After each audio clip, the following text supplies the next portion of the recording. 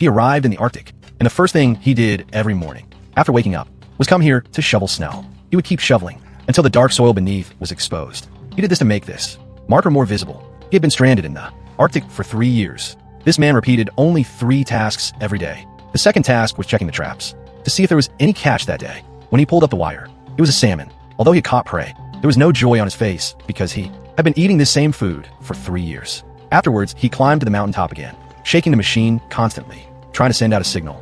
Today, too, there was no response. As he was preparing to return, the indicator light suddenly switched from red to green. This meant someone nearby had received his signal. He saw a helicopter approaching. He immediately took out the signal flare, lit it and waved, while shouting. Just as the helicopter was about to land, a sudden storm swept in. The man watched as the aircraft crashed. He ran quickly to the helicopter to pull the pilot out, but the man had already passed away. The woman in the co-pilot seat was still alive, but her abdomen had a long, deep wound. He secured her to a metal plate and then dragged her back to his camp.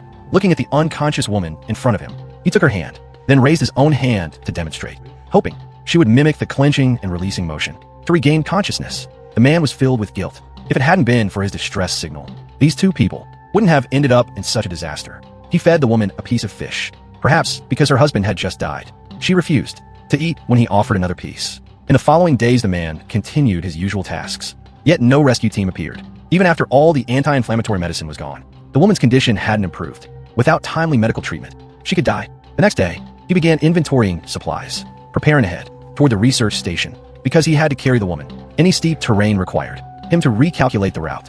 That night, they found a nearby cave to spend the night. Unfortunately, her condition worsened. She could neither eat nor drink. The next morning, the man emerged from the cave and continued the journey. After prolonged exposure to the wind and snow, the woman's body grew weaker. Red rashes spread across her eye sockets, and blood leaked from the corners of her mouth.